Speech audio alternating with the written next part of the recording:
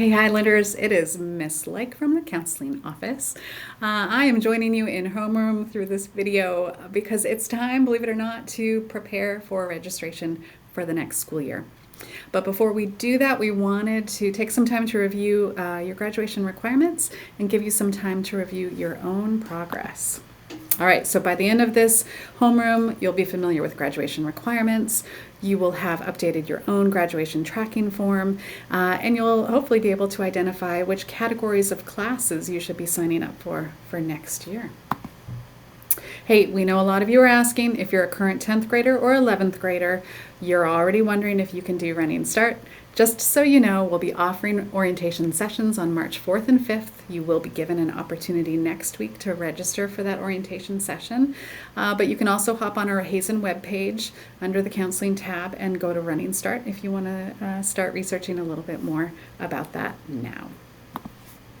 But let's switch to graduation requirements. Hey, if you are a 9th, 10th, or 11th grader, you all have the same graduation requirements at this point.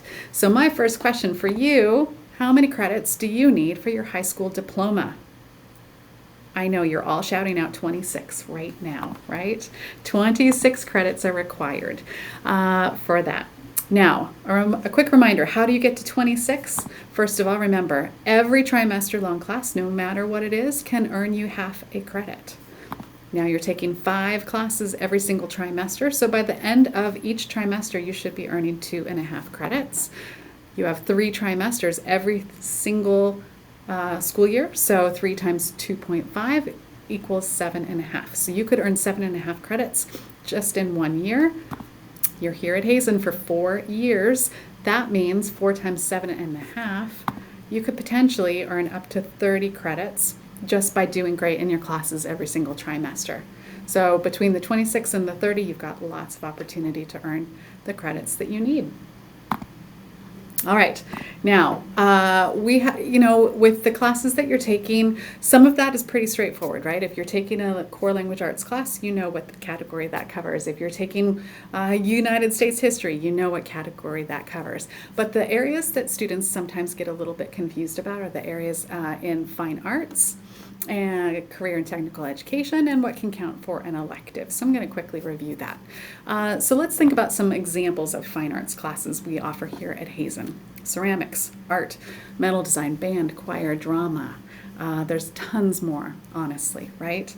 Okay, what are career and tech classes? So career and technical education classes, think of them as classes that introduce you to a potential career, right? So we offer industrial technology, aerospace, construction, business law, child development, culinary foundations. I'm thinking of our healthcare classes. I'm thinking of marketing, right? That's a really long list of classes that could potentially fulfill a career and technical ed class. The question I get the most during this time of year is, hey, Miss Like, how do I earn all my electives? I don't understand. I'm taking so much math. I'm taking so much language arts. I'm taking a lot of career and tech classes. When do I start earning elective credit? Well, let's walk through an example. All right, so let's use the career and technical education category as our example. So let's say in 9th grade, I took child development. So I'm going to count that as my first career and tech class that I need. Now, there are 2 boxes in the career and tech area. So let's say I also took construction technology. All right. Well, now you'll notice both of the boxes in career and tech are full. But what if I go on and I take, let's say I do the aerospace class next year, right? Well, both the career and tech category classes, those are full. So when I pass aerospace, that's when I get to start counting that as an elective, okay? So anytime I do more than the minimum required in any category, that all gets to shift to the elective category. I hope that makes sense. All right, flex credits. I do want to talk to you about this really quick as well, because this is another area that kind of trips students up sometimes. So first of all, and the part of this that trips students up is whether or not they need to earn world language credit, okay? If you are planning to attend a 4-year college after high school, so go on to university right after Hazen High School, then you should take at least 2 credits worth of the same world language. All right? That's because for college admissions to a university, 2 credits of the same world language is required for college admissions. Okay? But let's say your plan after high school is to do a 2-year college, maybe Bellevue College first or Highline College, or you plan to get a technical degree at a place like Renton Technical College, or you want to do an apprenticeship. In those cases, world language is not a requirement, and you can replace the world language credits because they're considered flex credit and take classes that better fit your career goals. Okay, so I just want to point this out. World language credit is needed for 4-year university admissions, but it is not necessary for high school graduation. Okay. All right, so question, did you earn credit for a class or not? Hey, if you passed your class with an A, B, C, or D, or sometimes we give out Ps, and in that case, you earned your credit. You're half a credit for that class, and you get to check off a box on your grad tracking sheet. The only time that you don't get credit for a class is if you received an F, and in some cases we give something called a no credit. Super rare, but we do it. But if you failed a class, that's when you did not get credit for a class. Okay? There are a few additional requirements you need for your diploma, so just to go through those super quick, just to keep those as reminders for you. The graduation pathway requirement, that's a funny one. Most of you will actually fulfill this requirement when you take the SBA exams in the areas of English and math. If you meet standard on those tests, you will also complete your graduation pathway. Hey, maybe you're like me and you're a terrible test taker and you would rather know more about other ways to complete your grad pathway.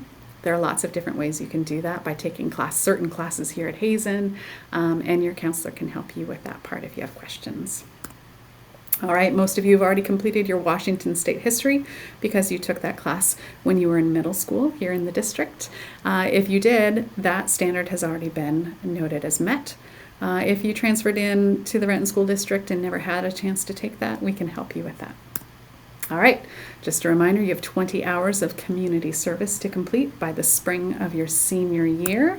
And every year you are updating your high school and beyond plan, which needs to be finalized also by the spring of your senior year. All right, let's practice how to read a transcript. I want to show you a couple of things. Every single trimester, the classes that you took that trimester are entered onto your transcript. All right, so the green box is highlighting the first 5 classes this student took when they were in 9th grade. I can tell because it says grade 9 and it gives me a date of November, and that's when we always finish trimester 1. Hey, there's the second group of classes. So this must have been trimester 2 for this student and the 5 classes they took then. All right, did this student pass all of their classes? So I'm looking through this and I see, one time where they have received an F. So in that case, they did not receive credit for chemistry B. So they didn't get that half a credit. Looks like they passed all of their other classes though. So this student has attempted a total of 11 credits. I can see that down here because this column is totaling up all of the credits that they have earned so far. Oh, sorry, I said that wrong. This column is totaling up all of the credits they have attempted, and the column next to it where it says cred earned, that's the total number of credits they have earned. So they missed 1 class, right? So they attempted 11 credits, they have earned 10 and a half so far. All right, where is this student's cumulative GPA? The green arrow is pointing to it. So the cumulative GPA is always going to be the last line in this section. And this student currently has a 2.249 GPA. All right, if you were given a blank credit tracker and you were given a transcript to track and check off boxes, I'm curious how you might go ahead and do that. So let's look at this example, this trimester's worth of classes from the student's sample transcript. So it looks like the first class in this trimester the student earned credit for was English Language Arts 9A. That's pretty straightforward as to what box to check. The next class they took was Algebra 1A, so I'm going to check off that box.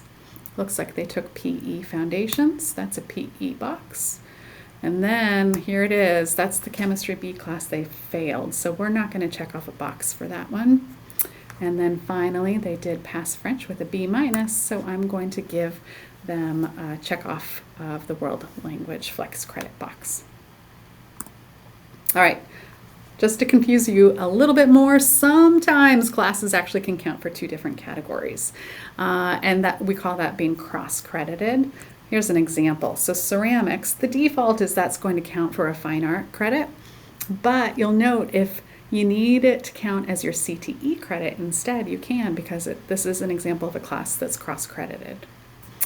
If you're not sure what a class can count toward, we've got that up on our webpage. So if you go to the Hazen webpage, then the counseling tab, and then the course catalog, that's where you can look up a class and see what it counts for. All right, it is just about time for you to get to work. So if you are a 9th or 10th grader, here are your instructions. In just a minute, your homeroom teacher is going to give you a copy of your own high school transcript and a blank copy of your graduation tracking form. And you are going to update that form based on the classes that are already on your transcript from trimester 1. All right, or yeah, the classes that are already on your transcript, depending on if you're a 9th or 10th grader.